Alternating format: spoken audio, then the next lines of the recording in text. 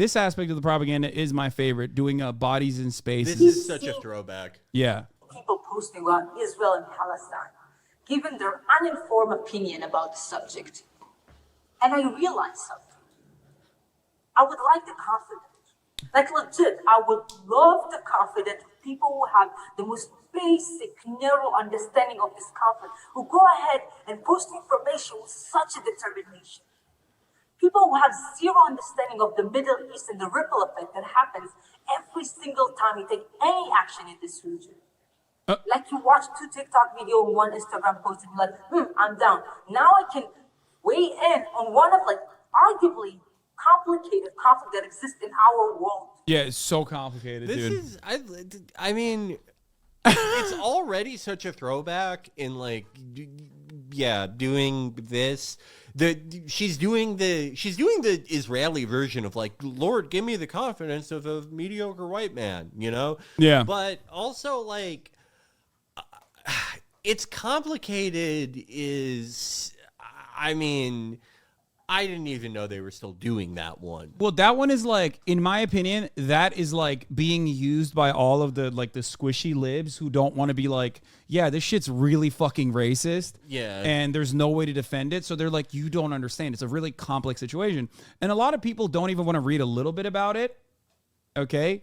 A lot of people don't even want to read even a little bit about it. So they just go along with like, oh yeah, it must be complicated. It's not that complicated.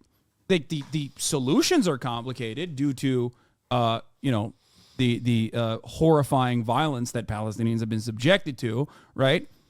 But as far as like the morality of the situation, it's not complicated at all. It's one of the few instances in any kind of geopolitical conflict where there is like a very clear a morality here. There's a very clear morality at play, and that is apartheid, wrong. Bad, not allowed, okay? Where is she going with the ripple effect thing? Yeah, I think it's classic. She's going to say, I assume, I only saw like bits and pieces of this, but she's probably going to say like, oh, well, the Holocaust happened and that because of that, we need to have a majority, like Israel needs to be a majority Jewish ethno-state.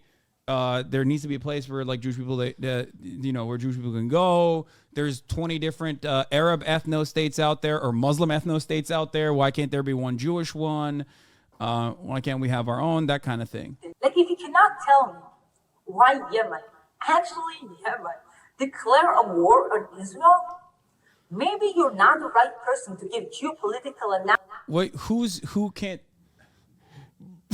What? I don't even know who she's shadowboxing with. I don't even understand. Yeah. Also, I wonder who she thinks, or what she thinks people are saying about Yemen. Like, I mean, I don't get it. Like, yeah, I know why they're doing it, Analysis on this conflict. But more than everything, I would like the audacity.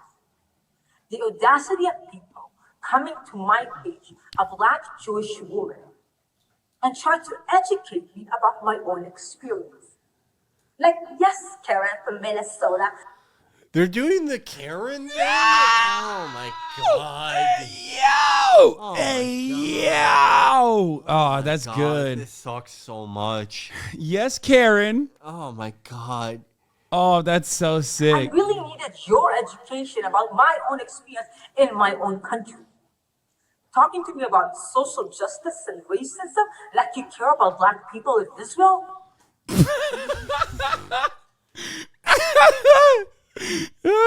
This is like, I love standpoint theory because it's like okay, forget the fact that they like sterilized a bunch of Ethiopian women at the border. Yeah, by claiming it was a vaccine. Yeah, claiming it's a vaccine. I had a good time, so fuck you. Yeah. Nothing like pisses me off more than when Israelis do this. Oh, you really think you know what it's like, you asshole in America? It's like, okay, fine, no one's forcing you to take our fucking money. You're free to go find another patron. Wait, isn't it Sudanese refugees like not getting paid in Israel? Like, isn't that also another? Hold on. there was another thing about this too, like IDF detaining Sudanese migrants who crossed into Israel from Lebanon, and then also like Israel also had a policy that Tucker Carlson loved a while back where they decided that they should have a bounty system for undocumented citizens. Yeah. And Tucker was like, "That's so sick. We should do that here too." But anyway, this is another way that Israel utilizes the foreign workforce and won't actually pay them. Foreign workers in Israel often have to pay exorbitant placement fees to secure work in the country, which has left many of them with too much debt to leave, or will literally not fucking pay people, will not pay people until they do leave when their time is done. That is actually something that the whole like guest worker indentured servitude program, that is something that is it's pretty common practice in a lot of countries in the region. Gulf countries have a huge standard practice of that. Some of our other allies. Yeah. Unfortunately, there is like guest workers get abused in pretty much any country you can think of. Yeah. But it's like codified in a way in like pretty much any Gulf Cooperation Council nation that you can think of. Yeah. But anyway, let's keep going with the standpoint theory. When you actively don't, because you care, you will talk about the fact that you're literally being slaughtered out here. But you don't. The only time you talk about the experience of black people in Israel is when it fits your political agenda. When you can use and abuse our pain, our struggle to promote your ideology. You exploit. Wait, is she talking about like the Ethiopian Jewish women being sterilized? Like, is she saying like don't use that against Israel? Yeah, like, I don't get what she's saying. I don't know if she's saying like, yeah, it's pretty unclear. Like, is she saying don't talk about like how racist Israelis are if you're going to use that to criticize Israel?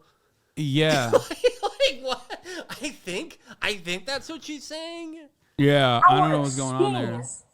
Our struggles to promote an ideology that we don't agree with. And the same people posting these things will never tell you that black people in Israel feel like this is their homeland, that they have bled and sacrificed and fought for this country. I love when they also do this with like a Druze person too. Yeah. Like they'll always have like the one Arab guy in the military to be like, you know, I love Israel. I don't know what you're talking about. And like they treat us so good here. Please don't say that they don't. Yeah, no, they have like a diversity brochure for like pretty much any group you can think of. And then it's like, yeah, just ignore the video you saw this week of like a fucking lynch mob of hundreds barring a bunch of Arab students inside a college. Yeah. And Israeli police sitting around doing fucking nothing. Yeah. Or you know, any number of different pogroms happening in the West Bank and has continued to happen with, you know, small arms that they got from the United States of America, as a matter of fact. It's pretty fire. Great stuff. Thank you. Shouts out to Itamar Ben-Gvir for that. My community literally walked through deserts in order to be a part of this country. And me living here today, wearing these uniforms, is the actual realization of my and well, I guess it cut. So, I can't imagine she was getting anywhere coherent with that. Like, I guess it was gonna end with like, I like living here. Okay. Listen, this is precisely the reason why we have to fucking keep pummeling our concentration camp. Like, we just have to keep doing it. You know what I mean?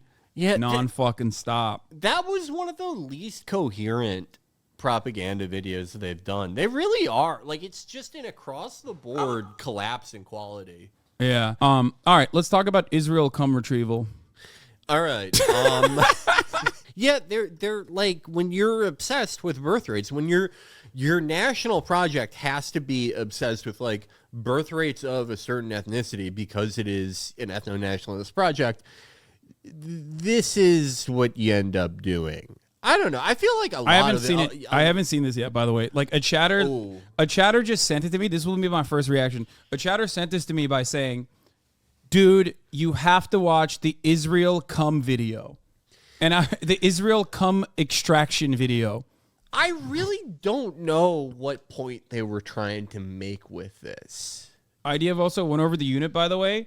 The IDF is a special sperm retrieval. What? The IDF also has a special sperm retrieval unit to collect the seed of fallen IDF soldiers. The health ministry has set up a special unit that works 24/7 with the IDF as the 4 hospitals housing sperm banks: Ichilov, Sheba, Shamir, and Bailinson. Is this something that like the American government does as well? Like, I don't know. I mean, it's weird no matter who does it, I think.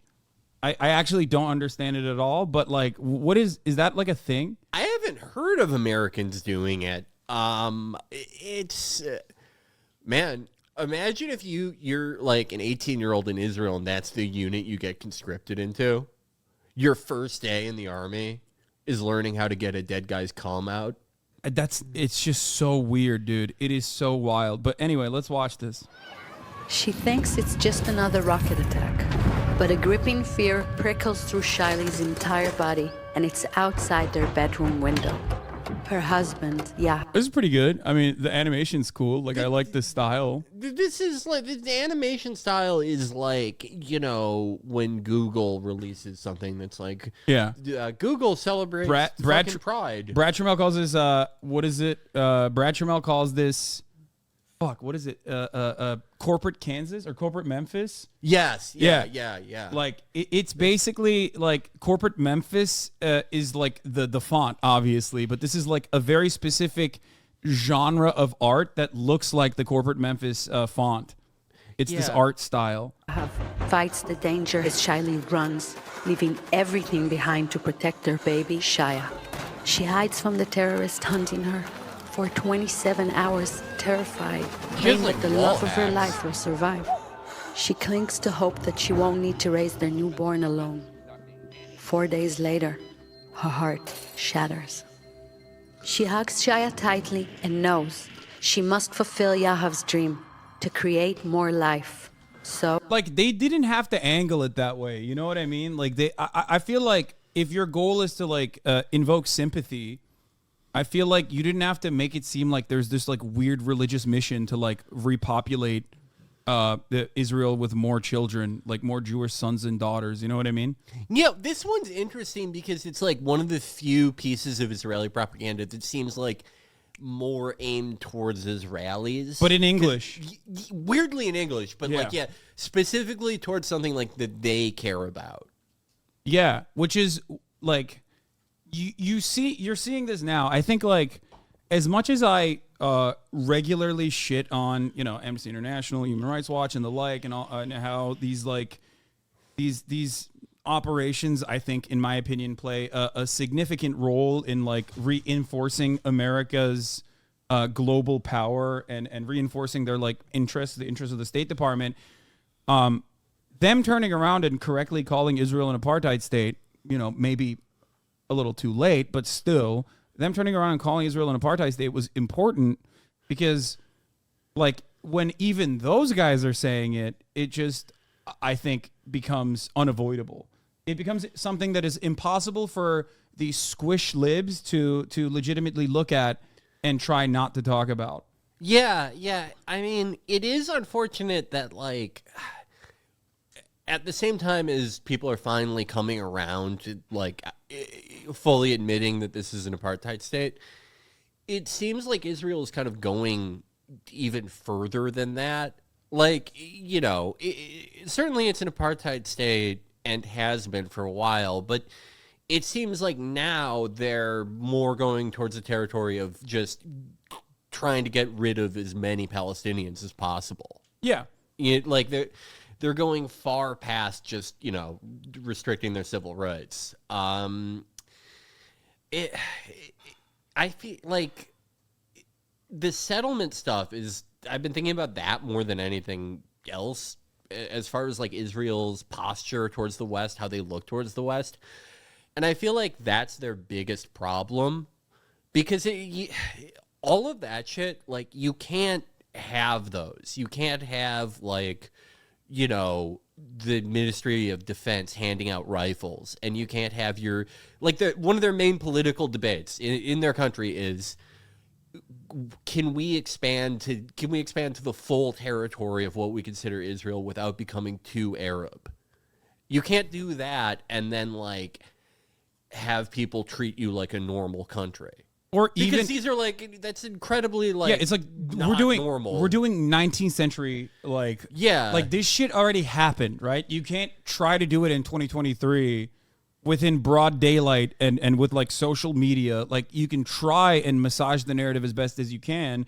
And I say this all the time, like the idea that, you know, you have an IDF spokesperson who literally has a permanent job at CNN and MSNBC to like immediately contextualize the violent operations that Israel is engaging in its ethnic cleansing campaign in Gaza.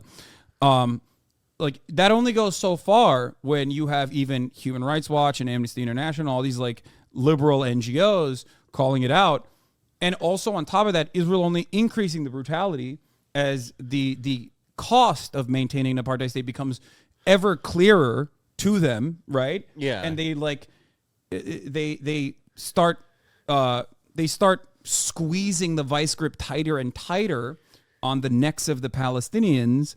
All of a sudden, people are going to see it. Like there's nothing you can do.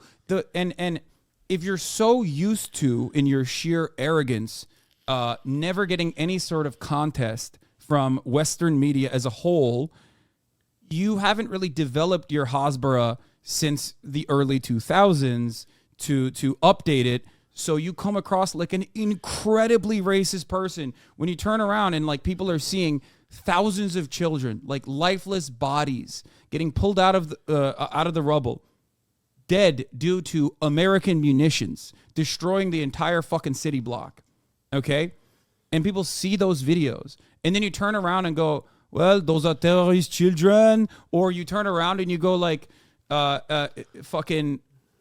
you turn around and you go, well, it's actually Bollywood. Like, you can't do that. People look at that and go, what the fuck are you saying? That's the most racist thing I've ever fucking heard in my life. Yeah, their entire playbook for like what they're doing now in Gaza, it hasn't changed since like 2008, 2009, since like, you know, Cast Lead.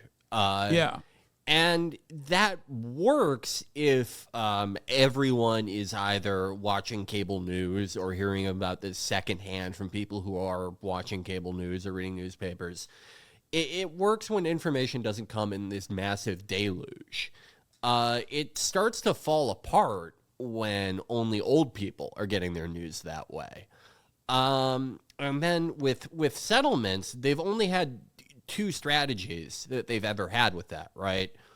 One is to sort of do this like diversity brochure strategy, like the same thing that colleges do. Oh, dude, where they try to put like minority, like yeah, every they'll put like student. They'll find like an Ethiopian Jewish person to be like, how do you? There was one like recently. There was like a black Jewish woman. Today, there was a black Jewish woman. Here, watch the cum extraction video while I take Kai out to pee and pee myself. So Charlie puts out a call for the unthinkable, to retrieve his seed and be able to continue growing their family. Oh my. She's in her own war against time, and the crowd leaps into action to complete her desperate mission. But it's Who too was late. bookmarking that tweet? Shiley did everything she could to save her family. We still have time to save ours. Bring our children back now. Okay, that's a horrible way to end it. Like, this is a fucking weird video already, but you can't be like, you know, Shai Lee from Race Remrod wasn't lucky enough to get her husband's cum in time, but we could still rescue these kids?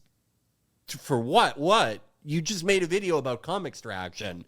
Like, what are you saying here? What the fuck are you saying here? I think that it is a consequence of just like not understanding, like I said, that the rest of the world will look at this and go, this is so insane. It's not dissimilar to the right-wing commentary around like child genital mutilation and shit, right? Where it's like they're so hopped up on their own personal sauce, like they've lost their fucking minds and don't recognize that it's actually harming the momentum that they could have at a time like this, because they personally have decided, no, this is actually very popular. They've mistaken the Republican Party's success in undermining the legislative body and packing the courts and like actually enforcing their ideals, no matter how unpopular those ideals are,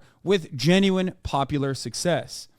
And for that reason, they still keep going after it. They're like, no, you don't understand. This is actually sick. Like, people will vote for us if we keep doing this shit. Or even if people don't vote for us, it doesn't fucking matter. And the same goes for the Hosmer strategy of today. I think that early on, the Israeli government understood that the opinion of the Western world was genuinely important for the maintenance of this apartheid, right? For the maintenance of the occupation, because they can't really do that without the Western world going, no, go ahead. Keep doing what you're doing. It's great. Your enemies are our enemies. It's perfectly valid. Here, we'll give you all the weapons to do it. Here, we'll give you $4 billion a year. Now, they've gotten so comfortable in that status that they're just basically repeating the same kinds of talking points over and over again.